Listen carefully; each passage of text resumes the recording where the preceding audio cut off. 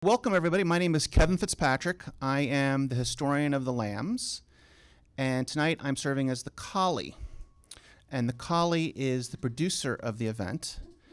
And if you're the president of the club, you're the shepherd.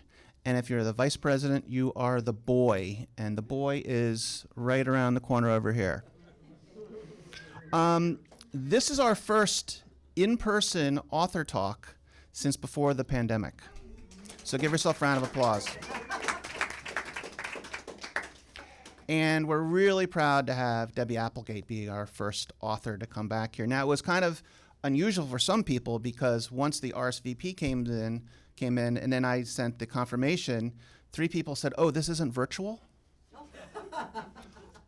What's this about a dress code and cocktails and things like that? The Lambs are America's oldest and first professional theatrical organization. We started in 1874. It was Lambs who started the Actors Fund of America, the Actors Home in Staten Island, which is now in New Jersey, Actors Equity. 32 of the first 33 members that founded the organization in 1913 were Lambs. And at the first meeting, it was a lamb who said, well, why don't we just call it Actors Equity? It was the Lambs that broke up the actors' strike of 1919. When you came off the elevator, that was Augustus Thomas. He ended the strike successfully for equity. Lambs started SAG, AFTRA, ASCAP in 1914. Pretty much any theatrical organization with initials that collects money for show business, the Lambs started it. The Lambs also started 2 other clubs. George S. Kaufman, who is, like Debby, a Pulitzer Prize winner, said that, and he was a lamb, that the lambs are actors trying to be gentlemen. The players are gentlemen trying to be actors, and the friars are neither trying to be both. But the Lambs were the first men's club to accept women 50 years ago, a long time before other men's clubs were. And now half the club is women, which is fantastic. They're really keeping us going. I saw Debby last month at another club, and she made a joke that possibly some of the members were Polly Adler customers, which got some giggles. And I'm sitting there going, listen, I know a lot of lambs who are Polly Adler customers, and they're in the book. But who here is a writer? Who are the writers that are here? Fantastic. Well, me too. We really want to give Debby a lot of credit for the time she spent on this book. Who's reading or watching the new Beatles documentary, Get Back? A few of you? When the Beatles started is when Debby started this book is when the Beatles were still together. That's how long it's been. No, actually, the truth is, I said to Debby, if her book was a child, the book would be in junior high school by now. But we're really, really happy to have Debby here. I've read the book; it's wonderful. I put it on my shelf next to The Power Broker. Because I think, like Caro did, really defined a person in an era so well. I think this and Polly Adler being a Jewish American businesswoman with vice and crime, and it really is going to be the book that defines that era of vice, crime, politics. So please give a warm welcome to the author, Debby Applegate.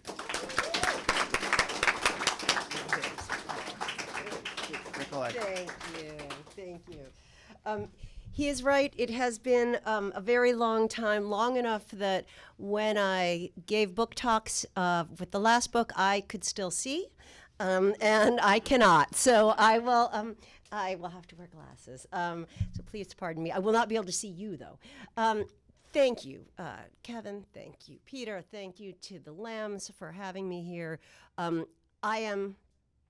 I am a researcher and a history buff before I am anything else, and being in this place is like being in a living history capsule the whole time, everywhere you look. It could not be a better spot to be here for me for this book. It is also 1874 was a great year in my first book. The subject of my book, Henry Ward Beecher, was a celebrity minister from Brooklyn Heights.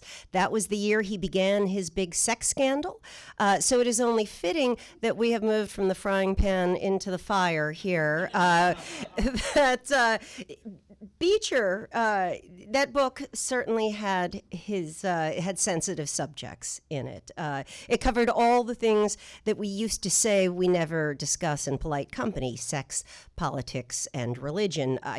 I don't know if we say that anymore. I doubt it. I don't know if there is such a thing as polite company. Probably not here. But with this new book, I have left from ministers to madams and from would-be saints to unrepentant sinners. With Polly Adler, we are entering the dark underbelly of American history. Now, that, of course, is not how Polly would tell it. She preferred to cast herself as a modern Horatio Alger hero. She's, as she put it, a cynical person might say my life has been a typical American success story. From the arrival at Ellis Island, up the ladder rung by rung, $5 a week, $10 a week, $100 a week, a mink coat, a better address, from neighborhood trade to an international clientele, from a nobody to a legend. She did have a little bit of taste for drama as well. And there is some truth to that portrait. Polly's speakeasy with a harem, as she described it, was more than an oasis of illicit sex. Her Manhattan brothels were also impromptu salons of a sort, where the lowbrow and the highbrow happily mingled. I am probably just going to drop these on the floor. I hope that they don't mind. I can't see anything anyway. As she put it, from the parlor of my house, I had a backstage three-way view. I could look into the underworld, the half-world, and the high. It was commonly said that if a bomb went off in Polly's place, the cultural life of Manhattan would be wiped out. Slumming intellectuals, Broadway bohemians, newspaper reporters were all amused by her blunt realism and her lightly louche wisecracks. Many in the underground gay community, both male and female, found her parlor a retreat where they could relax and be themselves. Executives in the garment industry and in burgeoning fields like radio, motion pictures, and advertising employed her girls to woo clients. Wall Street traders passed along stock tips on their way to the bedroom. Racketeers used her house as an informal headquarters where they could confer with politicians and judges away from prying eyes. Entertainers knew that they had hit the big time when they could afford an evening with one of her girls, $20 a pop. And he is indeed right. Kevin was correct. You are not all of them, but you are looking at more than one of her customers here. I'll just let you guess which ones. Crooked cops made it her place, their home away from home, which was a decidedly mixed blessing. And everyone, from Park Avenue aristocrats to Lower East Side hooligans, appreciated her ironclad discretion. Now, no one meeting Polly on the street would have taken her for a fallen woman. She was homey, remembered one journalist. I would have placed her, however mistakenly, as the ubiquitous mama in a family-run delicatessen. She was tiny, barely 5 feet tall in her highest heels, with a Cupid doll face. She dressed very conservatively in clothes that she often designed herself. Her jewelry could be a tad showy, and she had a well-known weakness for mink coats, but no more so than any ambitious Manhattan gold digger. In fact, Polly was raised to be, as she put it, a good Jewish girl, and to the end of her life, that is how she thought of herself. Pearl, as her mother called her parents called her, was born in 1900, more or less, in a small town in the Pale of Russia in what is now Belarus. She was an unusually clever and self-possessed child, and much like the strong-willed daughters in the stories of Shalom Aleichem, she was eager to shake off the confines of village life, to see the world, to make something of herself. In Yiddish, she would have said she aspired to be a mensch, a person of substance and learning and respect, a somebody. Her family supported her ambitions, which was unusual for a girl in this era. But as well as things looked like they were going to go, as the old Yiddish saying says, man plans, God laughs. When Polly was 13, her father decided that the family should move to America.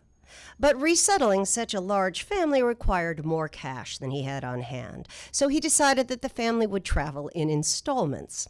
And as the oldest child, Pearl would be the first to go, landing on Ellis Island in December of 1913. She was sent to stay with friends of her family, not of her, but of her family, people she didn't know, in Springfield, Massachusetts. But then, tragedy struck. Before her parents could join her, World War I broke out, cutting off all travel from Russia and leaving Polly stranded among strangers. She was forced to quit school at the age of 14 and take a job in one of Springfield's many paper factories, where she made a mere $3 a week, working 9-hour days, 6 days a week. Miserable, poor, and lonely, at the age of 15, she decided to try her luck in Brooklyn, New York, where she had some cousins. She did not have much money, much education, or home life, but she did have freedom. And she threw herself into the thrills of Brooklyn's street life, its dance halls, its promenade on Pitkin Avenue and Coney Island. She did not know it then, but this would be the great turning point of her life. There's a wise guy question, a kind of old hackneyed joke that every woman in the sex trades has been asked at least once. I'm sure you've all heard it. What's a nice girl like you doing in a place like this?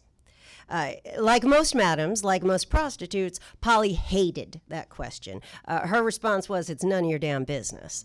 But more seriously, she was always very cagey about how she went from being a good Jewish girl to entering the sex trades at the age of 19, although she did offer some explanations. There were traumas along the way. When she was 17, she was raped and impregnated by her boss at the corset factory where she worked. And when he wouldn't marry her, she underwent an illegal abortion. Then she lost her job, and then she was kicked out by her cousins. Still, it's hard to explain to someone who has not experienced this sort of poverty and this sort of loneliness how those feelings of powerlessness and hopelessness can change the way you think about the world. Like many young women in this position, it started to seem to Polly that selling sex would be a quick path to a glamorous new life filled with cash, pretty clothes, and camaraderie. It started to seem like a sign of smarts, a badge of honesty, maybe even honor in a rotten world that was not designed for her. She opened her first brothel in 1920 in a 2-bedroom apartment across from Columbia University, which I have to imagine was convenient. This was the same year that Prohibition took effect. She insisted it was only going to be for a little while, just until she could save enough money to either go back to school or start her own business. After 2 years, she did, in fact, save enough money to open a dress shop, but she quickly soured on legitimate business. She had, frankly, become addicted to the high profit margins that prostitution offered. In an era when the average man made about $3,000 a year and women made barely half that, she was soon pulling in about $60,000 annually, which is the equivalent now, with a little bit of today's inflation, of almost $1 million a year. And remember, she's only about 23 at that point, 24. And for the first time, even more important, she felt like she had power over her own circumstances. So in 1923, after 2 years, barely a year and a half with her dress shop, she decides she's going to go back into the flesh trade full time. In a fateful turn, she was taken up by the notorious gambler and sportsman and political fixer Arnold Rothstein. For sports fans, you might remember him as the villain who fixed the 1919 World Series. For musical theater fans, Rothstein's secret floating crap games inspired the smash Broadway musical Guys and Dolls. Arnold Rothstein introduced Polly to all the up-and-coming bootleggers, including rising big shots like Meyer Lansky, Lucky Luciano, Bugsy Siegel, and Legs Diamond. Polly's house soon became a favorite spot of the bookies and the bootleg barons eager to blow their ill-gotten gains. All this made her more ambitious. I had always told my girls, if you have to be a prostitute, you be a good one. Well, the same applied to me. If I had to be a madam, I'd be a good madam. Now, she declared, I was determined to be the best goddamn madam in all America. Because she couldn't advertise like a legitimate business, she had to master alternative forms of publicity. She began parading through expensive nightclubs with posses of her best-looking girls. It was a way to show off her latest wares. She did that her whole career, but that was her best advertising. She cultivated gossip columnists and journalists like Walter Winchell, who became a steady and enthusiastic client. They wouldn't put her name in print, but they did spread her name by word of mouth. And it worked. She became a little like, pardon the reference, but a little like the Forrest Gump of the Roaring Twenties, turning up in all kinds of cultural hotspots. She was deeply involved in the world of jazz and Tin Pan Alley. She counted Duke Ellington, Fats Waller, George Gershwin, and Paul Whiteman, among Paul Whiteman over in the back, a lamb, and dozens of others as friends and customers. She often hired them to play at her parties. She entertained many of your rival friars who were dirtier-minded, that is for sure. She entertained many of the great athletes of the golden age of sports. She became a favorite hostess of the Yankee Stadium and Madison Square Garden crowds, especially boxers, big in boxing. Most surprisingly, by 1924, her brothel had become the hot after-hours clubhouse for the adventurous Broadway writers, actors, and playwrights who gathered at the Algonquin Hotel for lunch. Cultural influencers, as we'd like to say today, like Dorothy Parker, Robert Benchley, and George S. Kaufman, were all regulars and very early enthusiastic patrons. Although I should say, Dorothy Parker, my understanding is, came only to drink and to chat. But again, I don't have that. We don't know what really went on. This stamp of approval of the Algonquin Round Table brought in the big money men of Madison Avenue, Park Avenue, Wall Street, Broadway, and Hollywood. She soon counted Jock Whitney, Winthrop Rockefeller, and the Vanderbilt boys as customers and friends. But the bread and butter of her business were conventions and business meetings. Midtown Manhattan was then the center of a flourishing party girl racket, as they called it, that catered to the expense account men who relied on easy women to grease the wheels of commerce. Polly became New York's leading provider of professional party girls. Those of you who may have read Butterfield 8, the woman who was the model for that, it looks like she might have worked for Polly as well. So back then, maybe this will seem familiar to some of you, salesmen and account executives were all expected to have what they called a stud book, or what we might now today call a little black book, with phone numbers of girls who were considered good sports. After an evening of drinking with potential clients, someone would inevitably suggest, "What about some women?" as the ad man turned novelist Sherwood Anderson put it. So a few phone calls later, they'd find themselves, the group of men, partying in somebody's apartment, and often the money was exchanged so discreetly, or it was exchanged on credit, that many of the guests might not even realize that the girls were getting paid and they weren't just amateur good sports. If this sounds shocking today, you might think as a more modern version of this as the way some businessmen still go to strip clubs to bond. It's still pretty common and not that frowned on in many circles, and I think that's probably the closest analog. The psychologists call this the power of shared transgression. Rebelling against the rules and indulging in forbidden delights together and getting away with it can create an instant camaraderie and a delicious feeling of secret power. As one auto industry salesman put it bluntly, you get a bunch of guys together in a room who don't know each other, you get drunk, you look at naked women, and the next day you're great friends. Sometimes that bond of shared transgression was laced with something more sinister. As one CEO put it, the point is that I know the buyer has spent the night with a prostitute that I have provided. In most cases, the buyers are married with families. It gives me a sort of slight edge. We'll not call it exactly blackmail, but a subconscious edge over the buyer. It's a weapon that I hold. Arnold Rothstein also introduced Polly to an army of crooked police and politicians that he kept in his own pocket. She became known for her generous bribes to the Vice Squad and her wild parties where gangsters mingled with politicians and judges and unorthodox businessmen. New York's Playboy mayor, Jimmy Walker, also a lamb, was one of her most valued customers. And I know there are pictures of Jimmy Walker around here.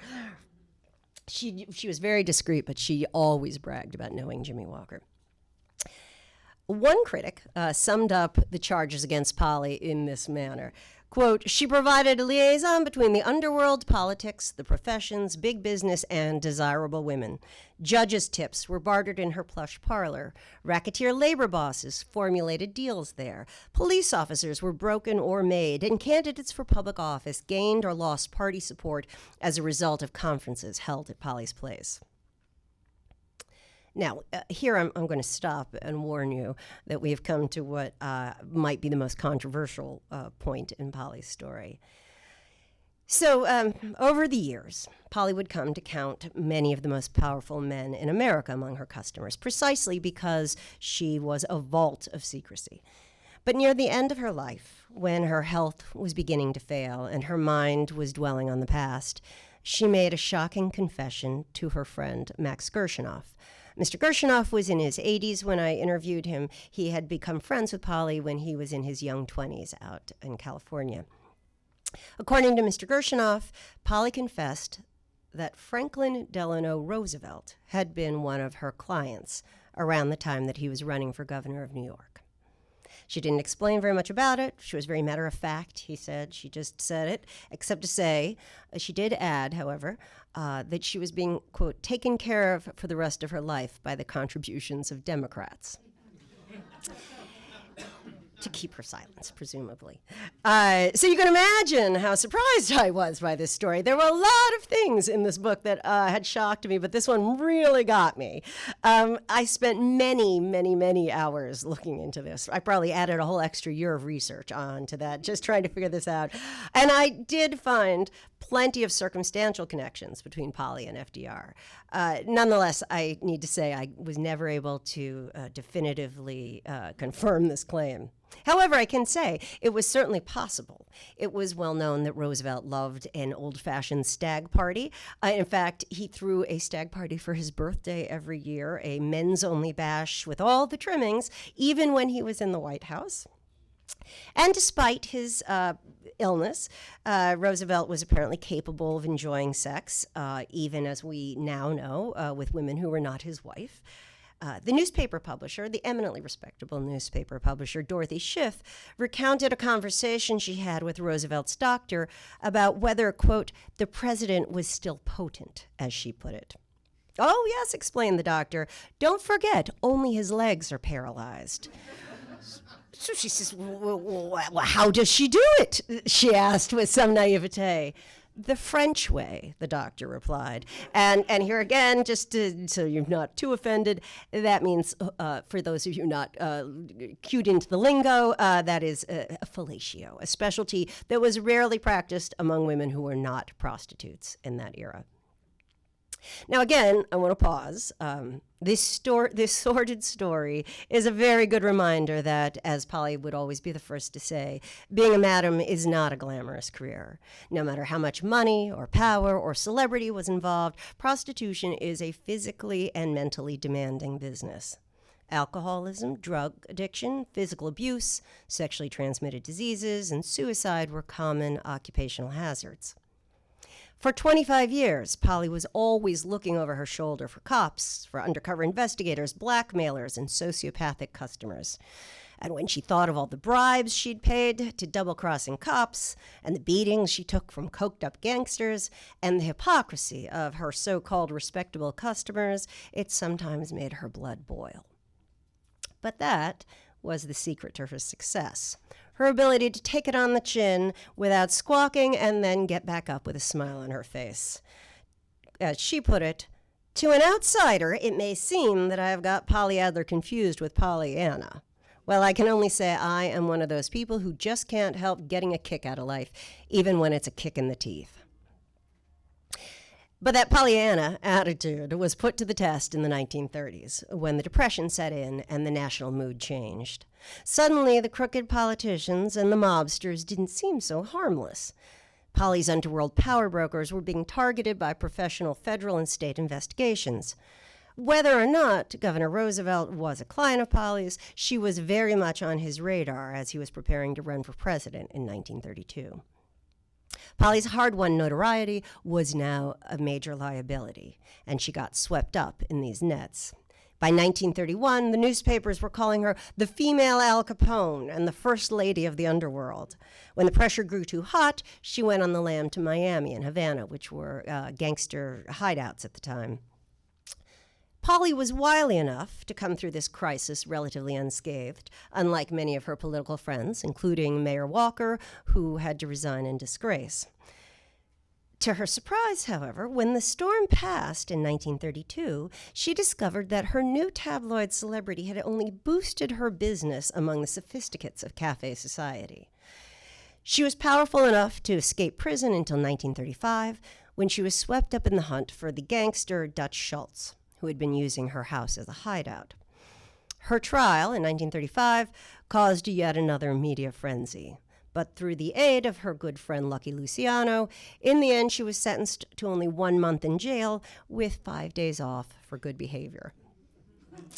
When she got out of jail, for the first time, she began seriously thinking about quitting the business, and she had good reason. After nearly 2 decades, her pride and her nerves were shot. She was well aware that J. Edgar Hoover had personally directed the FBI to find something on her, and that Mayor Fiorello LaGuardia, the clean new mayor, was keeping a close eye on her. Yet even when she rebuilt her savings and had enough money to retire, she hesitated. She had seen enough of human hypocrisy to know that in the square world, she'd be just another nobody, or worse. As she put it, as Miss Pearl Adler, the reformed procuress and honest citizen, I was a social outcast. As Madame Polly, the proprietress of New York's most opulent bordello, society came to me. So she continued on, all the way through the fat cat years of World War II. But by 1945, she began casting about for an exit plan. Back in 1830, sorry, I've skipped back in my mind. Back in 1930, Abe Lastfogel, the boy genius of the legendary William Morris Agency, had urged her to write a memoir. At the time, however, nothing could have been less appetizing. The tabloids would have paid a pretty penny for it, but that would have just about covered the cost of her funeral. But as the years went on, the idea of becoming an author appealed more and more to her. Dozens of mugs, no smarter than she was, had turned stories of gangsters and gold diggers into best-selling books and hit movies. Why shouldn't she? So, in 1945, she closed up her house in Manhattan and moved to California, to Burbank, California, actually, which had become a hotspot for gangsters gone west, where so many of her new old pals now lived. She went back to high school. She got her high school diploma. She enrolled in junior college and got a college diploma. And finally, after 7 years and scores of rejections by prudish publishers, in 1953, she published her memoir, A House Is Not a Home. The book was an instant bestseller. It would go on to sell 2 million copies in paperback and hard copy. The story is whitewashed, of course. There was a lot she could not say. But her backstairs chronicle of the early sexual revolution and the secret role that illicit sex played in business and politics was a huge eye-opener for millions of readers.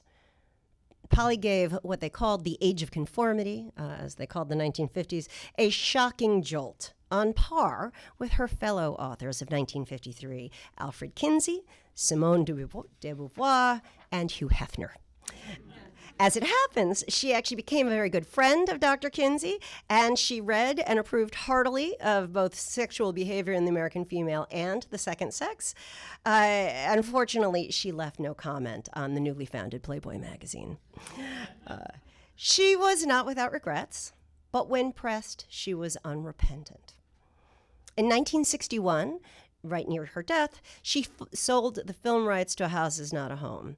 But she did not get to live to enjoy the delicious irony of seeing Joan Crawford, Barbara Stanwyck, Ethel Merman, and her friend Martha Ray all scrapping to play Manhattan's number one madam on the silver screen. That I can tell you, of all the things in her life, she may have loved that the most if she'd only known. In the end, the role went to Shelley Winters, a 40-something blonde Oscar winner who looks nothing like Polly. And frankly, the movie is terrible. It was recognized as terrible at the time. It is still terrible. But it did have a few things going for it. The costume designer, Edith Head, was nominated for an Academy Award. The title song by Burt Bacharach became a top 100 hit. Oh, still not a good song, I don't think. And the actress, Raquel Welch, made her film debut as one of Polly's girls. When Polly died of lung cancer in 1962, long, respectful obituaries appeared in papers across the country, hailing her as a symbol of a decadent, long-gone era. To her admirers, her brothel was an intoxicating playground for madcap Broadway modernists and cutting-edge capitalists, all in hot pursuit of new pleasures. It was, as they would say now, a space where the imagination was allowed free play, unfettered by outside eyes and conventional rules. In turn, her customers and some of her employees turned these experiences into fodder for the songs, movies, books, plays, and the daring new notions that would define 20th century popular culture. To her foes, Polly exerted a sinister influence with powerful men whose after-dark decision-making affected millions of Americans. If we believe her claim that she procured women for FDR and that her discretion was critical to his election to the presidency, then her significance was even greater than her critics feared. Of course, publishing a best-selling book boosted her legacy. As the journalist Harry Golden observed, after all, Polly's corruption of both men and women, men, women, and cops. He says, when she cashed in her chips, what did the obituaries read? Of course, author dies. That's all we can hope for. So, of course, as you can imagine, while I was working on this book, I thought often of The Great Gatsby, that great American novel of the Jazz Age, and I reread it many times. And unfortunately, if Polly ever met F. Scott Fitzgerald or read The Great Gatsby, she left no record of it. But surely I can say this with certainty. She would have found Gatsby's romance with Daisy very hard to swallow.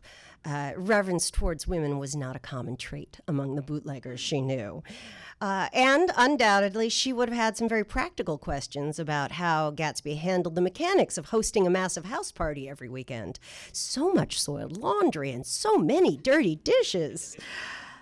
But the struggles of Jimmy Gatz, as he transformed himself into Jay Gatsby, his heightened sensitivity to the promises of life, as Fitzgerald put it, would have been hauntingly familiar to her. When Fitzgerald began his novel in 1923, he drew inspiration from many of Polly's gangster friends, and most specifically, a chance meeting with Arnold Rothstein, who he recast as the character Meyer Wolfsheim. But it was Polly who brought Fitzgerald's fantasy of the wild party as the glorious vehicle for pursuing the American dream to life. Like Gatsby, she turned that Jazz Age cult of the party into a ladder to climb out of the gutter and into the upper rungs of society. Yet, despite her passionate pursuit of posterity, it is not Polly, but her male criminal colleagues who became 20th century cultural icons. Prohibition enshrined the gangster as an American archetype, whose lordly ambitions and tragic flaws are considered essential to understanding American character and American history. Many of them, like Meyer Lansky, Dutch Schultz, Arnold Rothstein, have become legends. But there is no corresponding myth of the female outlaw who uses sex as her weapon against the world. The Scarlet Woman, as Horatio Alger tale, to borrow a scholar's phrase, has never grabbed the American imagination the way the rum runners and the racketeers did. Why not? It certainly isn't because the lives of women like Polly are unrecorded or uninteresting. Scholars estimate that there are well over 1 billion pages that have been written about prostitutes, covering every possible angle of the subject. And Madame memoirs, there are hundreds of Madame memoirs, and they are gripping, great stories. It could be that it's because Polly's version of the story exposes the dark reality behind the gauzy dreams. In particular, she revealed how often those free-willing flappers, the glamour girls, were really sad young women being paid to provide somebody else's pleasure.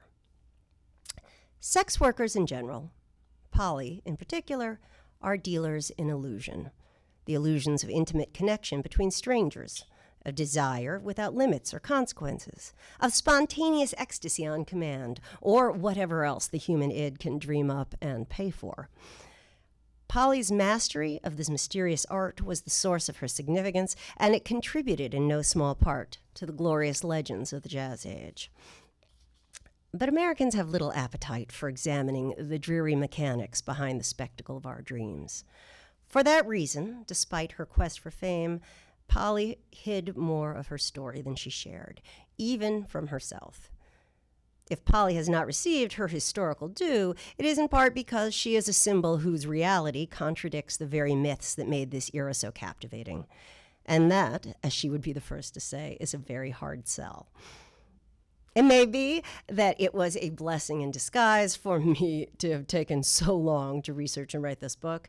Even 5 years ago, I think it would have been hard to explain why anyone should care about a long-dead madam. But I think maybe that has changed.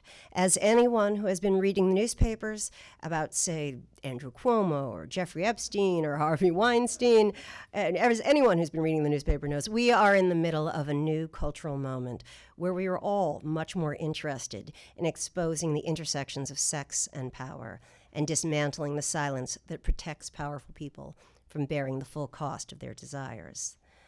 Maybe now, if I might close by quoting Norma Desmond in Sunset Boulevard, maybe now Polly is finally ready for her close-up. Thank you. Thank you very much. I saw some people from here. I'm so glad you came. I see many people who I didn't see before, so thank you all for coming. It is, I see relatives, I see friends. Peter Minton, who I must say thank you, who shared some of my favorite things about Dana Swiss in the book. Wonderful. Probably there's more people. I should thank Sandy. There's so many, Sandra, who did so many things for me. I think there's a moment or two for questions. Is that right, Kevin? Any questions? Peter.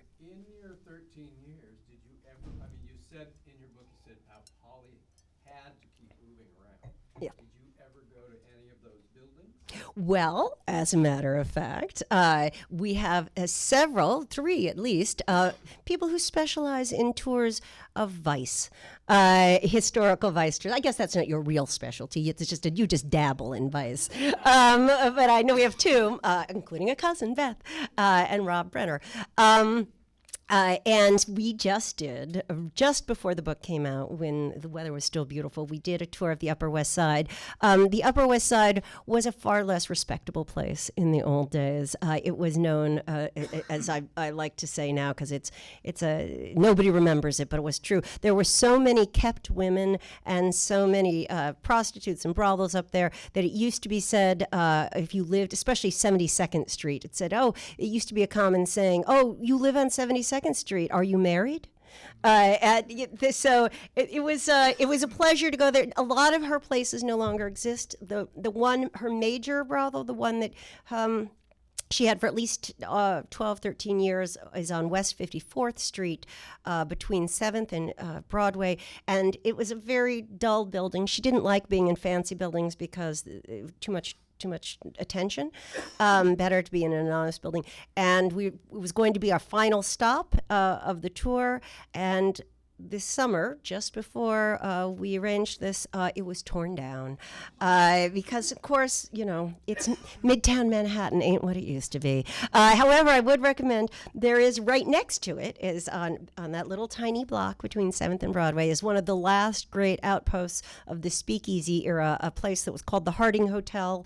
Now it's called the Albemarle, a place of many murders, many loose women, many a good drug dealer. It was owned by Legs Diamond, Dutch Schultz, and Arnold Rothstein. There was a lot of churn among the business, among them as people kept getting killed off, they kept transferring ownership. They do. Oh, yes. Flute. It's a lovely little, and it was a famous. It was also famous because the famous host of nightlife, the queen of New York nightlife, a woman named Texas Guinan. I'm not quite sure actually how it's pronounced. She had one of her most famous nightclubs there. And so in the basement, it looks very much like an old speakeasy. And I would highly recommend it. It's a place called Flute, well worth stopping in. And they specialize in very, very cold champagne, which is suitable. Sandy. So much to your chagrin, I have listened to every word that you have said on this book tour since you started. And one of my very favorite stories that you were speaking with Abbott was about the way you phrased it was that you had that on a wild goose chase you found a golden egg. Can you describe that story of when you found all of this information of Polly's secret codes? Oh, well, I never found everything because obviously there's so much more. And I still hope things turn up. There were several amazing caches of material that I found. It was almost like the gods, the muses, were laying down and really wanted this book to be written, and no matter how long it took, which is exactly what I would tell my husband every time he asked if this was going to be the year. The muses, we have to follow the muses. The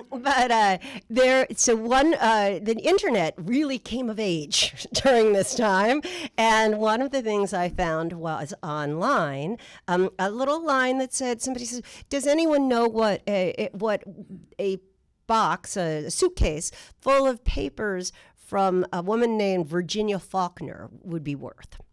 And it was a junk dealer, somebody he was a demolition guy, and he was tearing down a building, and he had found this little suitcase, and it had a little plaque on it that just said Revelation. Meaningful to no one but me. And of course, I immediately contacted, so Virginia Faulkner was Polly's ghostwriter. And in this little suitcase were her writing notebooks from when she was writing the book, including a lot of correspondence with Polly, including a list of all the people who should not be named, many of the names that had been changed. It wasn't everything, but it was a lot. There was a great little list of all the gangsters who could not be named, which included, and this was 1952, literally every single person who had been called to speak before the Kefauver Commission. Was just as well. And that was a huge opening. So that was where I discovered that the actress Dorothy Lamour had worked for Polly. You might remember, those of you who are old enough from the Road to movies with Bob Hope and Bing Crosby. And in fact, Polly mentions that one of Dutch Schultz's guys had a real crush on Dorothy. So it was very important that that nobody knows. It was important to Dorothy, I'm sure, too. There were many things like that, but that was my favorite. I'm sorry. Yes, sir. John. Was there any connection between, let's say, Polly and Mae West, or any influence? Sort of the idea that the sexualization of Mae West to the practical side of Polly Adler.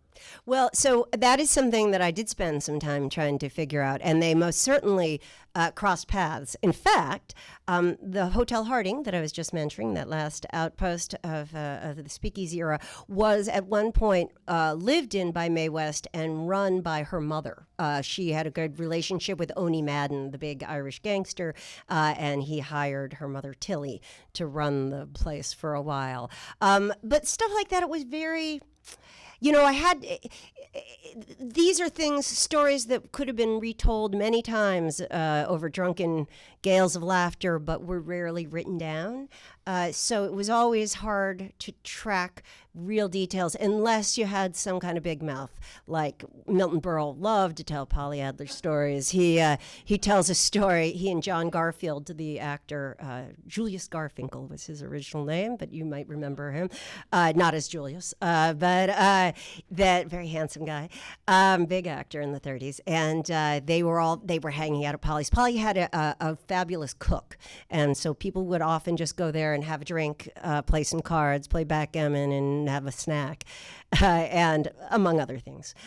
She often made as much money off of her bar, her overpriced drinks, as she did off of the bedrooms. But Milton Berle tells a story of how they were hanging out, having some foods, yucking it up, and they decide that, well, I'm just going to say it. This is how Milton says, I'm feeling rather horny, Julius. How about you? And Julius says, well, I think I am too. And so they each departed for their respective abodes. And Polly said she would send a girl over there. Milton opens the door when the girl arrives, and it turns out it's his current girlfriend, someone he's been dating. So I should have discussed this in this talk, because that's one of the things that was hardest for me to get my mind around, is that she had, besides having true professionals who lived in her brothels, who worked for her steadily full time, she also had just hundreds of young aspiring actresses or showgirls, chorus girls and dancers and singers who were trying to make it in the business, and she would pitch pretty much anyone who was attractive then say, listen. Well, in fact, Jack Dempsey tells a story. She knew Jack Dempsey very well, did not care for him. He's a son of a bitch, as she said. But he became a bartender, or saloon owner, sorry, not a bartender, saloon keep, in his retirement. And he would tell the story that when a very young Katharine Hepburn was first around on Broadway. She was, I think, just 21 and starting to make her way auditioning. She met Robert Benchley and Dorothy Parker, and another friend of hers, the poet H. Phelps, and they say, Benchley, who is Polly's one of her closest friends and one of her biggest patrons, says, let's all go up to Polly's, we'll have a drink. As they're sitting there, one by one, Benchley wanders off to a bedroom, Phelps wanders off to a bedroom. Polly, according to Dempsey, goes off and excuses herself to go watch an exhibition. They did not say what the exhibition was exhibiting, although we can guess. And at that point, it's just Polly and this young Katharine Hepburn sitting in there in the parlor. And Polly stops, leans forward, and pats her on the hand and says, "Dear, Robert says that you want to be an actress. Well, that's wonderful, but that's very hard way to live. You may find yourself someday wondering where your next meal is coming from. And in that case, you just come to old Polly. I can always use a girl like you." But she pauses and then she's, "But you're a special type. Would you be willing to wear a nurse's uniform?" There is no reason to think that I want it on the record, I do not believe Katharine Hepburn worked for her. Yes, in the back. You raise a very interesting question. Right now, Ghislaine Maxwell is on trial in the Southern District. I mean, how did Polly recruit people? I mean, was she recruiting for these 14-year-olds? Were these 23-year-olds? Was she a good boss? Did she pay them well? Well, the easier question to answer is the last one, which was she was known to be a very good boss in a business that is full of sleazebags and people trying to take advantage of you at every turn. She was known to be fair, good working conditions, did her best to keep everyone safe and sound, and fairly compensated. She hated drugs, hated pimps, so she did her best to keep those things out of her milieu. But on the recruiting question, I think the answer is not so pretty. She says, she's explicit about it, I never hired anyone who was not already in the life, who was not already hard bitten. And maybe that's true, but there are many stories, not many stories, but there are a number of stories of people talking about the fact that Jimmy Van Heusen, the songwriter, was a very close friend of Polly's. And he talked about he had a 14-year-old girlfriend who worked for Polly. 14 years old, it doesn't really matter, how experienced could she possibly have been? And there are many stories of Polly going up to women in the ladies' room or in the, in the ladies' lounge or in a speakeasy and just making her pitch. Hey, someday you may need a little extra cash. And really, in that case, she could be very discreet. So you could be a young actress who you never appeared in her house. Some did. She often would hire girls from like the Ziegfeld Follies to come to parties. And she would maybe hire you to come to a party and you wouldn't be known necessarily as one of her girls. But she also operated a very lucrative call business. So you could call and you would just discreetly show up, or maybe you'd go out to the Stork Club with your date. And so there were hundreds of girls who just were never women, who were never known to be among her on her books, but who were. I think that is probably by the end of her life. When I went and got her FBI files, which are quite extensive, and J. Edgar Hoover was clearly very interested in finding something on her. But the only thing they could do in a federal case is for a Mann Act violation, which is the transportation of women over state lines for immoral purposes. And she was religious about never violating that law. And in fact, as many of the prostitutes who the FBI interviews say, she doesn't have to recruit. She had 30 to 40 people coming. People would come from across the country coming to want to work for her because she had such a strong reputation as a place to make money and a fair boss. So it's hard. Casting moral judgments, I no longer do. Yes, sir. Sort of two questions. Just something you said she was religious about. How observant was she? Is a Jew. I don't think she was, well, so there's a number of things. I don't think she was particularly observant. However, she was raised with a religious education. When she left for the United States, she was being tutored by the rabbi so that she could get a place in the school in Pinsk. There's a story later on in life, the journalist Irving Drutman comes to her house for dinner, and she's sitting there with an entertainer, a fairly famous nightclub act, a woman named Spivey, and they're talking about their religious educations, and he's finding this a little hard to believe. Oh yeah, and they take out Happy New Year's, Rosh Hashanah cards, and write in Yiddish. In Hebrew. They write out their greetings in Hebrew to show. See, we are, and it is. In the end, one of the sad stories, in fact, the way this FDR story came about was it's the end of her life, very near the end of her life. She's already showing signs of lung cancer, although she doesn't know it yet. And she has been turned down by every publishing house in New York. They all think your book's going to be a big success. We just can't be the ones to have Polly Adler on our name. And she has just been told yet again that her mother does not want to have her at the High Holy Days table. Or I think it's Passover, actually, I believe, is that she will not have her at the table for Seder. Even though Polly brought her parents over, brought her whole family over, and has supported them their entire lives. And so she is quite upset. That is the way she begins, by talking to young Max Gershinoff. She says, would you ever introduce me to your mother? And he says, well, sure, why wouldn't I introduce you to my mother? And she says, well, don't you find it a little funny that my mother won't have me at the Seder table?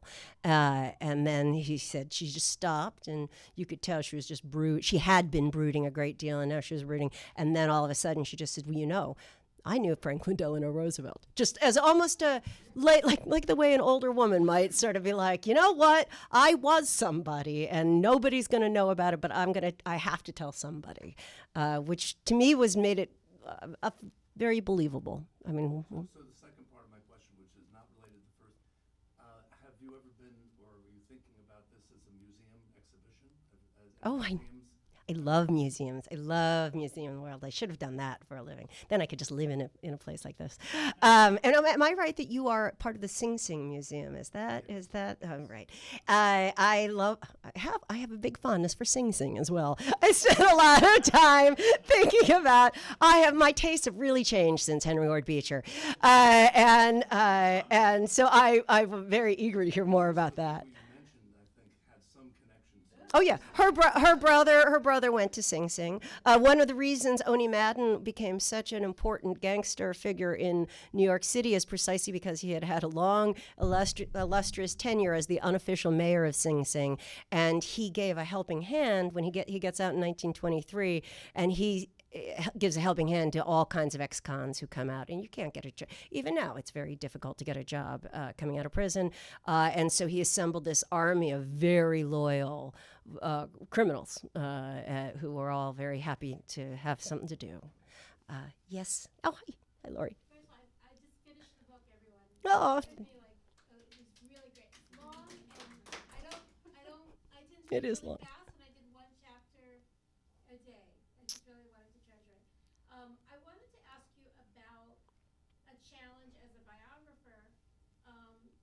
We have FDR here, and you said, controversial, but I'm also a biographer, and sometimes there's revelations that can hurt family that are still alive, even though these people are dead. Yep. And you probably have some pretty big names. Did you, as a biographer, have to make decisions? If I put this in there, there's going to be other people coming after me.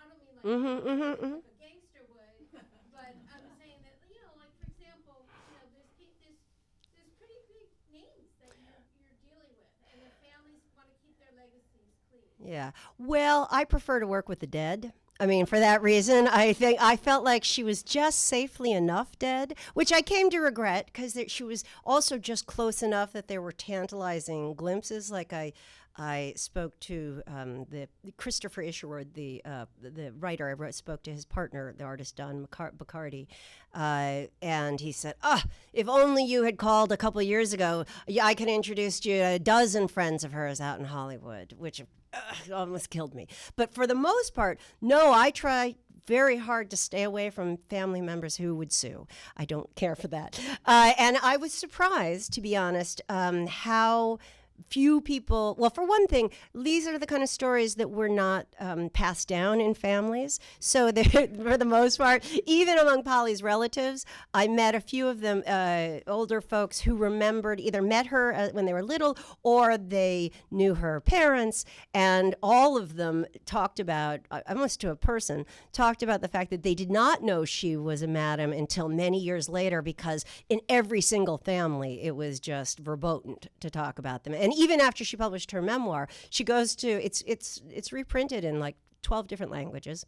It becomes a big book in Israel, and she's got a lot of relatives in Israel. She goes on a kind of tour and stops in Israel and is deeply insulted because none of her relatives in Israel will talk to her about it, even though, of course, she has been sending the money. The only time I really ran into that was I talked to she was in her 90s. She was a cousin-in-law who had known her mother-in-law was the one who had taken Polly in when she moved to Brooklyn. So she knew quite a bit about her. She didn't know the ins and outs.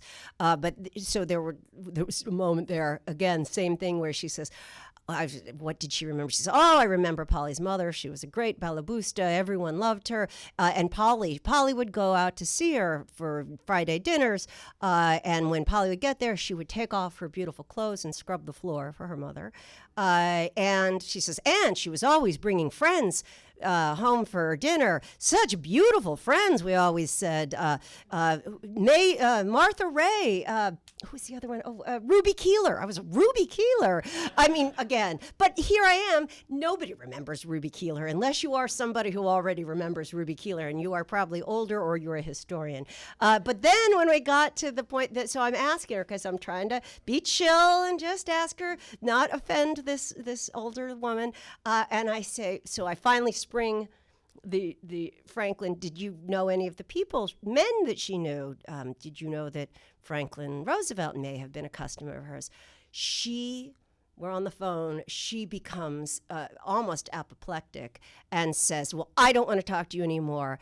Don't put my name in your book. And pretty much hangs up. Her name is in the book because she may have passed away. I was kind of figuring that was the one upside. It was the one upside. I kept reminding, well, it's not great that I'm taking so long, but maybe Mrs. Friedman will be gone soon. So good luck with the living. That's all I can say. Yes, ma'am. Why did she hire young boys? So I am certain, she said she did not entertain perverse practices in her house. It is very unclear what that could possibly mean, but it's also quite clear that no, if you wanted something and had the money to pay for it, she would absolutely arrange it for you. And it is also true, she says, and they clearly decide they're going to clamp down on this in her memoir, that as the 30s go on, you're starting to see the war in Europe begin to intrude. You're starting to have more emigres. You're starting to see the gay community has been growing, both from immigrants from Europe and just from America. We're coming to the city to have freedom. And she says things definitely became more. She's more perverse. That's what she says. That she said at a certain point we started to joke that people who just wanted to have normal sex that was a truck driver, and that everyone else wanted something exotic. So I think it's quite. And she certainly knew many, many people in the gay community. Had many close friends. That she designed her own clothes or had designers. Are there any famous, notorious designers that you were able to? Oh, that's interesting. To find and document the clothes that she designed for herself or her. I think, so it was not uncommon among madams or people in the business to have a little sideline of selling fancy underwear and, cheap evening dresses. And so I think one thing was that a lot of that stuff was for the people who came through her house, that they would buy it. Sometimes they would resell it back, and then she would sell it to the next girl that came on.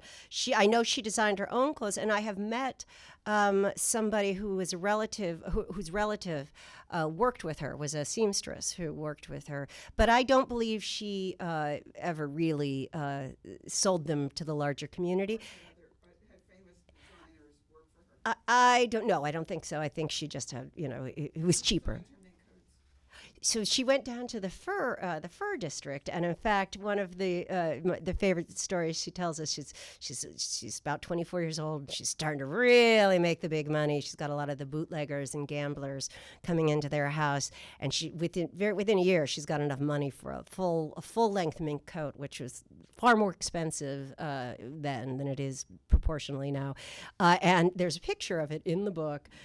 She goes down to the fur district, I believe it was 37th Street, I think, at the time, and 7th Avenue. She goes down to have it designed, and you can see in the pictures, it's so big, it's so grand, it practically swallows her up. It actually literally scrapes the top of her shoes and the sleeves. There's a full yard of mink for each sleeve with little tails hanging off of it. And I do believe that coat was stolen by one of her girls, because in fact it is a business.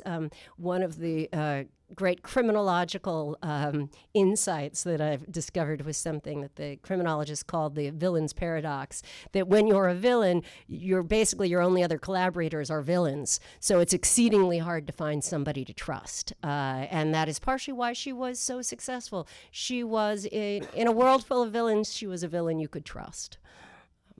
I will say last thing on the seamstress, or on the designer things, especially in the late 19th century, early 20th century, milliners and clothing stores, even department stores, but especially the more high-end clothing designers were often hotbeds of clandestine prostitution, and more than one designer. There was one in particular, Madame Frances, who I know clothed many a young lady who was a consort of a lamb, and that she designed for Broadway. They would pick up pretty girls, clothe them, and then introduce them to rich men who would then pay the bills. It was not uncommon.